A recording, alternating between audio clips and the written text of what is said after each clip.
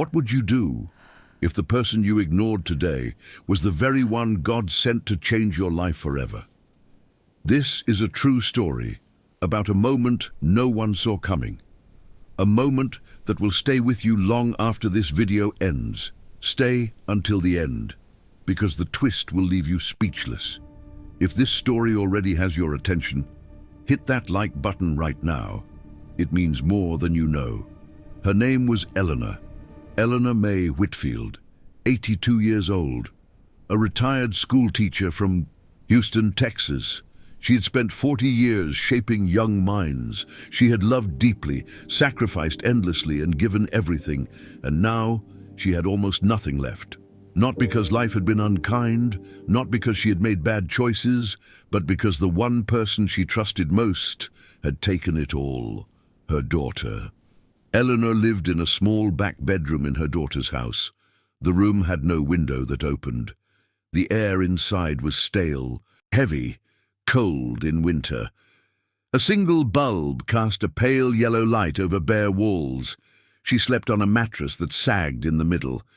She ate one meal a day, watery oatmeal or a thin broth, nothing more. Her body was already fighting. Advanced gastric cancer had settled deep in her abdomen. The doctors had told her daughter, Linda, that Eleanor needed consistent nutrition, that her body required calories to handle treatment. Linda nodded and went home and gave Eleanor nothing. Eleanor's pension, the modest retirement she had earned, went directly into Linda's account. Every month, every single month for 3 years, Linda spent it on handbags, on vacations, on a life her mother could not see from that dark back room. But what Eleanor didn't know was that the worst part of this story hadn't even happened yet. Eleanor had always been a woman of faith, even before the cancer, even before the room with no window, even before she understood what was truly happening to her. She had grown up in a small Baptist church in East Houston. She remembered the wooden pews, the gospel choir, the smell of fresh flowers on Sunday mornings. She remembered her own mother saying, "Eleanor, no matter what comes, you hold on to the Lord." She had held on. Through her husband James passing too soon, through raising Linda alone on a teacher's salary, through the diagnosis that came like a cold wind, unexpected, merciless. She held on. But holding on was getting harder now. Some nights Eleanor would listen to the house settle in the dark. She could hear Linda laughing in the other room. She could hear the television, the sound of a normal life being lived on the other side of the wall, and Eleanor would press her hand against her stomach, the pain constant, gnawing, and she would close her eyes. She would pray, not for miracles, not even for healing, just for strength to get through one more night. But what Eleanor didn't know was that God had already heard every prayer she had whispered in that dark room. It was a Tuesday in late November. A cold front had pushed down from the north, and Houston had gone grey and still. Eleanor had been awake since 4 in the morning. The pain wouldn't let her sleep. 23 hours had passed since she had last eaten anything. 23 hours. She could feel her body weakening in ways that frightened her. Her hands trembled when she tried to sit up. Her vision blurred at the edges. She made a decision. She would ask Linda for something to eat. She moved slowly down the hallway, one hand trailing along the wall. She found Linda in the kitchen, standing at the counter, scrolling through her phone. "Linda," Eleanor said softly. "Sweetheart, I haven't eaten since yesterday morning. Could I please have something small?" Linda didn't look up immediately. When she did, her expression was not concern. It was irritation. "Mom, I'm busy. There's oatmeal in the cabinet." Eleanor's hands were shaking too badly to lift a pot. She asked if Linda could help, just this once. What happened next is the reason this story is being told today. Pay close attention. Linda's voice rose sharp and cold across the kitchen. Words that no child should say to a mother. Words about being a burden. Words about death coming soon enough. And then Linda took the glass of ice water from the counter and threw it directly into Eleanor's face. The cold hit Eleanor like a physical blow. She stumbled backward. Her hip caught the doorframe. She slid slowly to the floor. The water dripped from her grey hair onto the linoleum. She did not cry out. She could not. There was nothing left inside her to make a sound. Linda stepped over her, walked back to her bedroom, closed the door. Eleanor sat on that kitchen floor for a long time.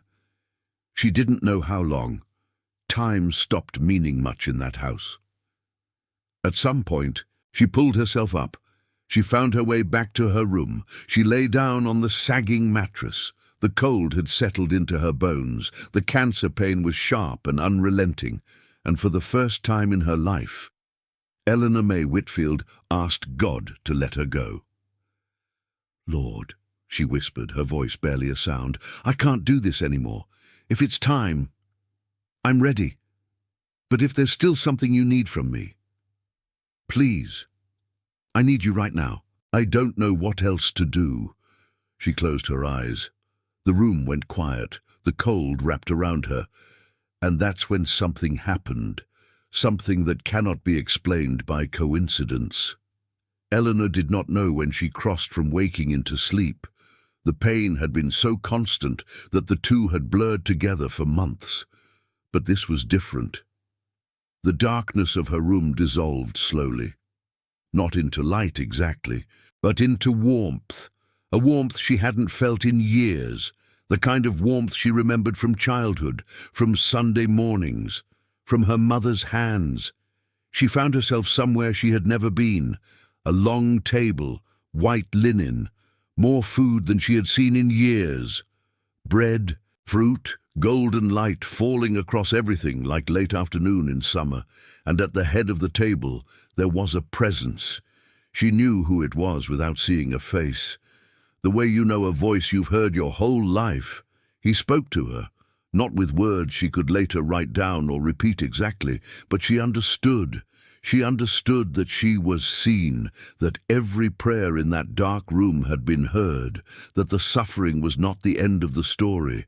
And then she felt a hand rest, gently, on her abdomen, where the cancer lived, where the pain had made its home, and the pain stopped. She woke up. The room was dark. Houston was still grey outside, still cold, but something inside Eleanor was different. She sat up, without effort, without the usual slow, agonizing negotiation with her own body. She placed her hand on her stomach and felt nothing, no sharp edge, no deep ache, nothing but warmth.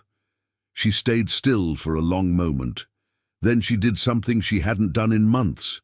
She got out of bed on the first try. At that exact moment, something impossible had happened. Something that cannot be explained by coincidence. Eleanor stood in her small, dark room. Her hands were steady. Her vision was clear. The hunger was still there.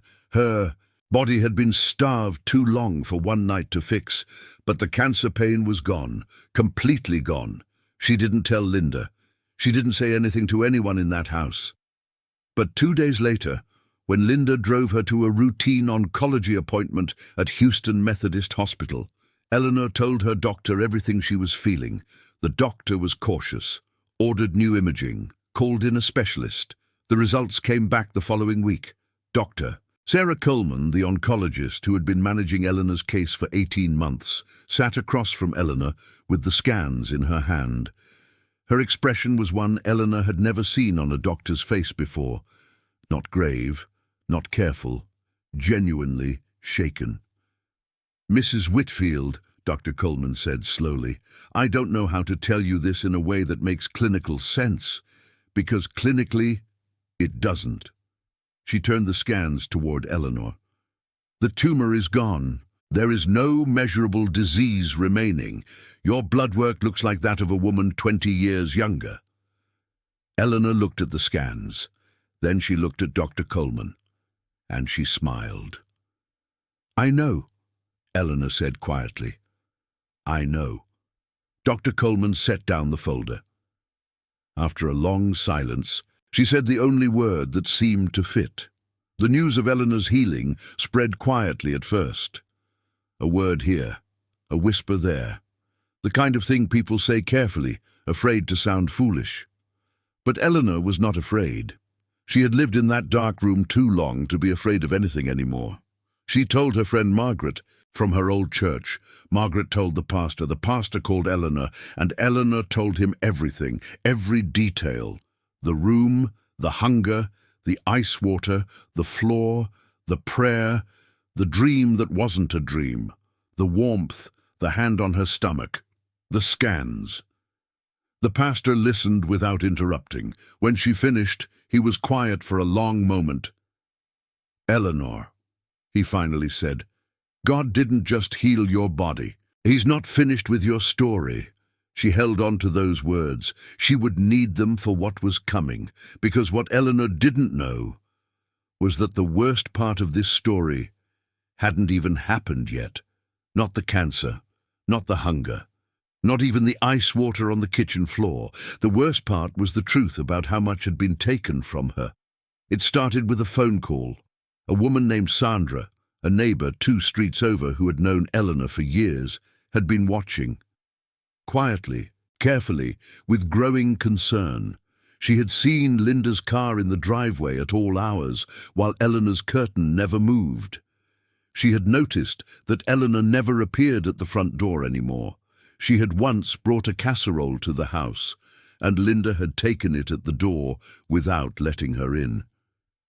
Sandra had made a call to Adult Protective Services.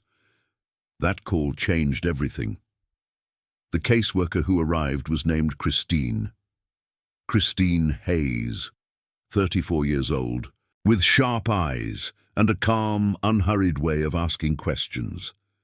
She came on a Wednesday morning. Linda answered the door with the practiced composure of someone who had rehearsed this moment. But Christine asked to see Eleanor, and Eleanor, for the first time in 3 years, had a witness. Christine sat across from Eleanor in that small back bedroom. She looked at the mattress. She looked at the bare walls. She looked at Eleanor's arms, thin enough to see every bone. She asked quiet, in careful questions, and Eleanor answered them, all of them. She told Christine about the pension, about the account Linda controlled, about the single meal a day, about the medications that went unfilled, about 23 hours without food, about the ice water, about the floor. Christine wrote everything down. Her pen moved steadily. Her face did not react, but her eyes, those sharp, careful eyes, did not leave Eleanor's face. When Eleanor finished, Christine set down her pen. "Mrs. Whitfield," she said, "you are safe now. And I want you to know that what happened to you was not okay, and it is not going to continue." Eleanor nodded, and right there, with nothing left to lose, Eleanor made a decision that would change everything. She decided to tell the whole truth, every single detail, no matter what happened to Linda. The investigation that followed was thorough. Christine brought in a financial crime specialist, a woman named attorney Patricia Clark, who worked cases involving exploitation of vulnerable adults. Patricia was meticulous. She pulled 3 years of bank records. She cross-referenced Eleanor's pension deposits with withdrawals from Linda's accounts. She found credit card statements, airline tickets, hotel receipts, jewelry purchases, all of it traceable, all of it dated, all of it undeniable. Linda Whitfield, 55 years old, had diverted more than $180,000 from her mother's pension account over 38 months. $180,000, while Eleanor ate watery oatmeal in a room with no window. Before I continue, I need to ask you something. Have you ever been in a moment like this, where only faith made sense? Tell me in the comments. I read every single one. Patricia presented the case with the kind of quiet precision that left no room for argument. Linda's attorney tried. He argued that Linda had provided housing, that Eleanor had been cared for, that the financial arrangements had been voluntary. Patricia laid the records on the table one by one. She didn't raise her voice. She didn't need to. The evidence spoke, clearly, loudly, without mercy. Linda sat across the table and watched her own life unravel, document by document. Her composure, that practiced, polished surface, began to crack, first at the edges, then down the center. She had believed for 3 years that no one was watching, that Eleanor was too weak to speak, that the world had forgotten about a retired schoolteacher in a back bedroom in Houston. She had been wrong. No one in that room knew what was about to happen next, not even Linda. Eleanor was moved to a residential care facility called the Morning Light Senior Living Community in the Katy area, west of Houston. It was nothing like the dark back room. The hallways were wide and warm. The dining room had windows that faced a courtyard garden. Staff greeted residents by name. Eleanor walked in on a Thursday afternoon in early January. She was wearing a blue cardigan that Margaret from church had brought her. Her hair had been washed. Her eyes were clear. A staff member, a young woman named Destiny, took her hand as she came through the door. "Welcome home, Mrs. Whitfield," Destiny said. Eleanor stopped walking. Those 2 words, welcome home. She had not heard them in years. She had not felt them in longer than that. She stood still in the warm hallway of the Morning Light and let those words settle over her like a blanket. Then she took a breath and smiled. For the first time in 3 years, Eleanor May Whitfield smiled without holding anything back. The court case moved quickly once the financial evidence was complete. Linda was charged with elder financial abuse and neglect. The charges were federal level, given the amount involved and the documented medical neglect. The judge who presided was a woman known for exactness. She reviewed the records. She reviewed Dr. Coleman's testimony about Eleanor's physical condition at admission. She reviewed the photographs of the back bedroom. She reviewed everything, and then she made her ruling. Linda Whitfield was ordered to make full restitution. Every dollar of the $180,000, plus interest, returned to Eleanor's account. She was sentenced to serve time with additional supervised probation and mandatory counseling. She was permanently barred from acting as a financial representative for any vulnerable adult. In the courtroom, Eleanor sat beside Patricia Clark and Christine Hayes. She wore a grey dress and small pearl earrings that had belonged to her own mother. When the judge read the final ruling, Eleanor did not cheer. She did not cry. She simply closed her eyes for a moment and said something too quiet for anyone else to hear. But those who knew her well, Margaret, Christine, Patricia, could guess what it was. The restitution was processed over several weeks. Attorney Patricia Clark oversaw every step. She made sure the funds were transferred cleanly, documented properly, and placed into an account that Eleanor alone controlled. For the first time in nearly 4 years, Eleanor May Whitfield had access to her own money. She sat with Patricia at a small table in the Morning Light's visiting room. A bank representative walked her through the account. Balance. Eleanor looked at the number on the paper. She read it twice. Then she set the paper down and folded her hands. "I don't want to waste a single dollar of this," she said quietly. "James worked alongside me for 20 years to build this. It needs to mean something." Patricia nodded. She had worked dozens of financial exploitation cases. She had seen survivors spend the money quickly, driven by years of deprivation. She had seen others freeze, too afraid to touch it. Eleanor was neither. She was steady, purposeful. She already knew what she wanted to do. What happened next is the reason this story is being told today. Pay close attention. Eleanor asked Patricia to help her do 3 things. The first was practical. She wanted her own home again, not a facility, not even one as warm and kind as the Morning Light. A real home. with a kitchen she could stand in, a garden she could touch, a front door she could open from the inside. Patricia connected her with a real estate agent in the Pearland area south of Houston, a quieter neighborhood, tree-lined streets, single-story homes with wide porches. Eleanor chose a cream-colored house on a corner lot. It had a magnolia tree in the front yard.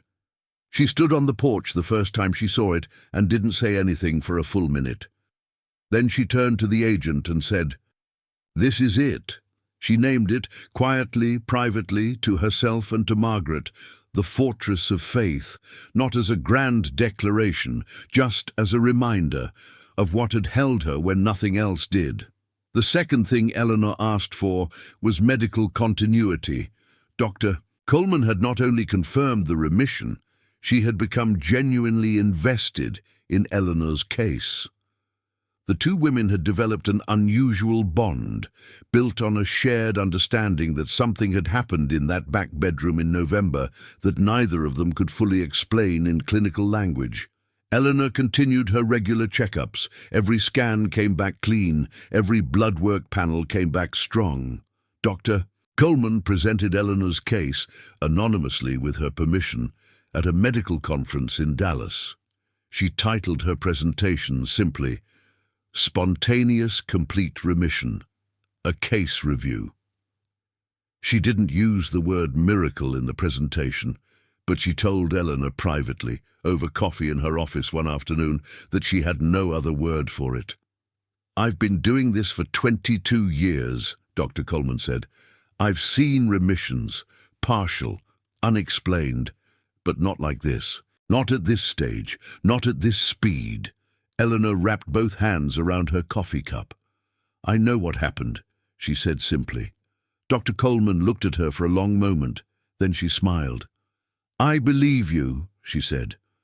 "What's about to happen next is the reason I made this video, but before I tell you, if you're not subscribed yet, do it right now, because the next story we're publishing might be the one that was made specifically for you." The third thing Eleanor asked for was the most important of all. She had spent 3 years in a dark room. She had heard the silence of being forgotten. She knew, in a way that went deeper than words, what it felt like to be invisible, to be old, to be sick, to be completely dependent on someone who did not love you, and to have no voice. She wanted to give other people a voice. With Patricia's legal guidance, Eleanor established a small fund. She called it the Eleanor's Hope Fund. Its purpose was specific: to assist elderly adults in the Houston area who were experiencing financial exploitation or neglect. Not just legal help, practical help, grocery runs, medication pickups, someone to sit with them, someone to listen. She partnered with Christine Hayes, the APS caseworker who had first walked into Linda's house and asked to see Eleanor. Christine had worked the system for 11 years. She knew where the gaps were. She knew which cases slipped through. She knew which families had learned to perform care just well enough to avoid detection. Together, Eleanor with the resources, Christine with the knowledge, they began to fill those gaps. In the first year, Eleanor's Hope Fund assisted 19 families. By the second year, that number had grown to 43. Eleanor visited when she could. She would sit with an elderly man who hadn't had a real conversation in months. She would bring food to a woman whose hands shook too badly to cook for herself. She would hold hands. She would listen. She never led with her story. She simply showed up. But sometimes, when it seemed right, when someone needed to hear it, she would tell them what had happened to her: the dark room, the hunger, the floor, the prayer, the warmth, the healing, the scans, the ruling, the magnolia tree. And when she got to the end, she would always say the same thing: "You are not forgotten. God saw you then. He sees you now. And help is coming, even if you can't see it yet." At that exact moment in those conversations, something happened every time.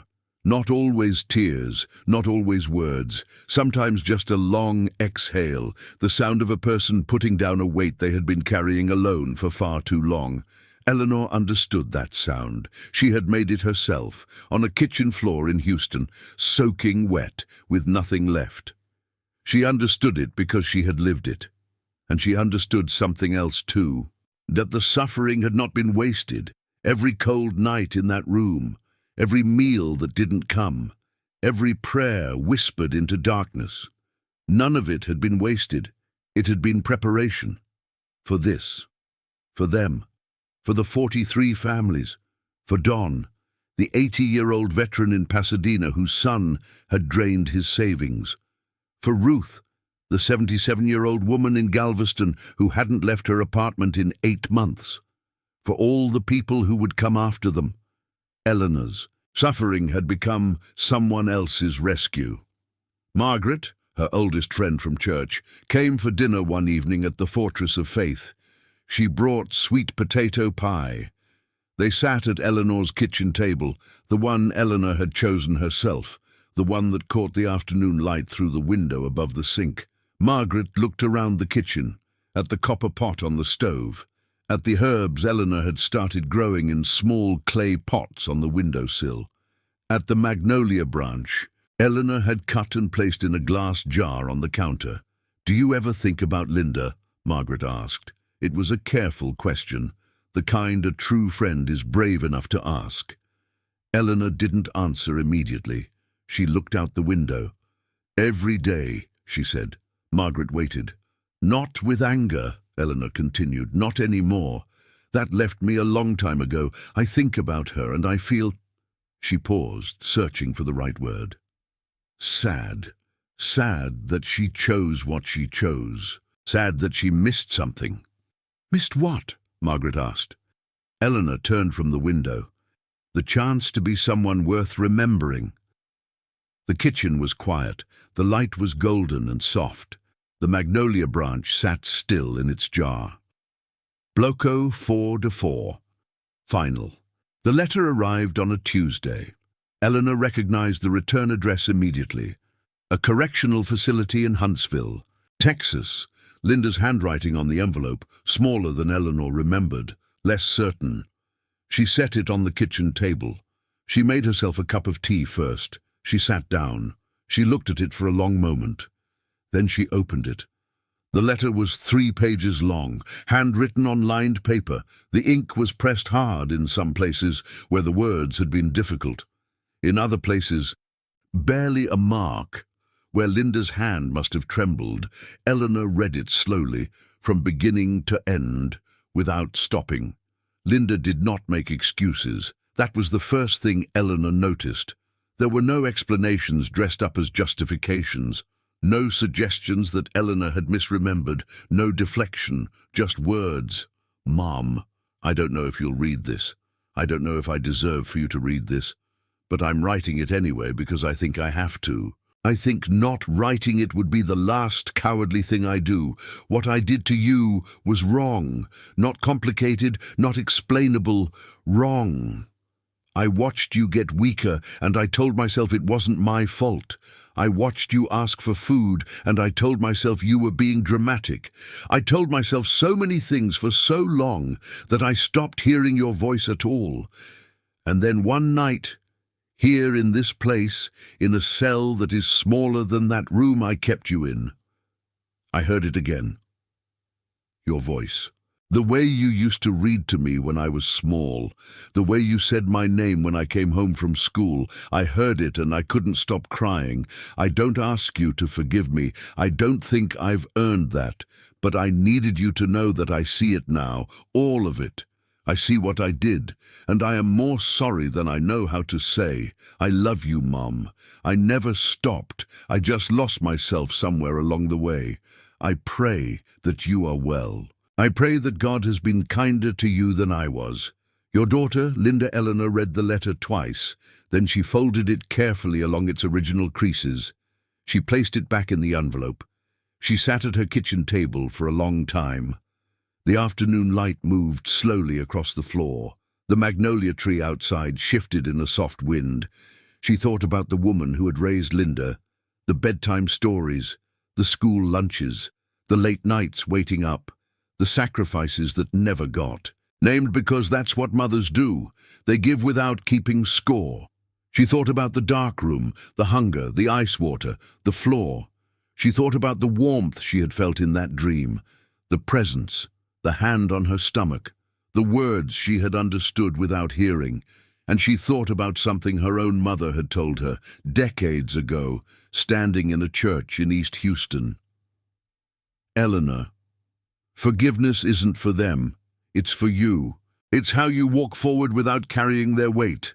She picked up a pen. She found a clean sheet of paper, and she wrote back, not 3 pages, not even 1, just a few lines. Linda, I read your letter. I want you to know I forgive you, completely. Not because what you did was small, it wasn't, but because I refuse to let bitterness live in this house that God gave me. You are still my daughter. You will always be my daughter. I am praying for you every day. When you are ready, truly ready, there will be a place for you at this table. Love, Mom. She sealed the envelope. She set it by the door to mail in the morning. And then she exhaled, long, slow, complete, like setting down something very heavy after carrying it for a very long time. Spring came to Pearland early that year. The magnolia tree in Eleanor's front yard bloomed before the neighbors' trees. Big white blossoms, wide as a hand, filling the air with something sweet and clean. Eleanor sat on her porch in the mornings with her coffee. She watched the neighborhood wake up, the children waiting for the school bus, the man across the street walking his dog, the ordinary, unhurried rhythm of a life being lived in peace. She was 84 years old. Her body was strong. Her scans were still clean. Dr. Coleman had called just that week with the latest results. Her voice was steady. Her eyes were bright. She was not the woman who had lain on a kitchen floor in the dark. And yet, she was. That woman was still in her. She carried her carefully, the way you carry something fragile and precious, because that woman, broken, hungry, soaking wet on the linoleum, had been the one who prayed, and that prayer had started everything. Eleanor continued visiting the families that Eleanor's Hope Fund served. She and Christine had expanded the program, quietly, without press releases or announcements, just word of mouth, just one person telling another. A pastor in the 3rd Ward knew about it, a social worker in Pasadena, a nurse at a hospital in Sugar Land who kept Christine's card in her badge holder. The Yelm network grew the way real things grow, not fast, not loud, but deep. Eleanor spoke at her church on a Sunday morning in April. The congregation was not large, maybe 200 people. She stood at the front in a pale yellow dress. She didn't use notes. She told her story, all of it. And when she was done, the room was completely still, not the stillness of discomfort, the stillness of people who have just heard something true. Then an elderly man in the 3rd row began to clap, slowly at first, then the woman beside him, then the whole room. Eleanor stood at the front and received it, not with pride, with gratitude, because she knew that none of it had been her. The healing wasn't hers. The justice wasn't hers. The house, the fund, the letter, the spring, the magnolia tree, none of it had come from her own strength. It had come through her. That was the difference, and that difference was everything. On a warm evening in late May, Eleanor sat in her garden. The rose bushes she had planted in March were starting to open. The light was the color of honey. Margaret was there. Christine was there. Patricia Clark had stopped by after work. They were just sitting together. No agenda, no case files, no medical records. Just 4 women in a garden watching the light change. Eleanor looked around at them. At Margaret, who had brought casseroles and prayers through the worst of it. At Christine, who had knocked on a door and asked to see her. At Patricia, who had laid the records on the table one by one without raising her voice. "You know what I think about sometimes?" Eleanor said. The three women looked at her. "I think about that Tuesday in November, the kitchen floor, the ice water." She paused. "At that moment I thought it was the end. I thought God had finally run out of ways to help me." She looked at the rose bushes, at the last of the light catching the petals. But that moment, that exact moment, was the beginning. The prayer I prayed on that floor was the one he was waiting for, the one where I finally let go completely. The garden was quiet. "I used to ask God why he waited so long," Eleanor continued. "Now I think I understand. He wasn't waiting. He was building every piece. Christine, Patricia, the doctors, this house, building it all while I was still on that floor. I just couldn't see it yet." Margaret reached over and took Eleanor's hand. No one said anything. There was nothing left to say. Eleanor May Whitfield lives in Pearland, Texas. She is 84 years old. She tends her rose bushes. She drinks her coffee on the porch in the mornings. She writes letters. She visits people who feel forgotten. She tells them they are not. Her scans remain clean. Her faith remains unshaken. The magnolia tree blooms every spring, and on her kitchen wall in a simple wooden frame hangs a single line she wrote herself on an index card, in her own handwriting, the day she moved into the fortress of faith. What he builds in the dark, he reveals in the light. If this story moved you in any way, like it. Share it with someone who needs to hear this today, and subscribe. Because tomorrow, another miracle is waiting for you. God bless you. See you in the next story.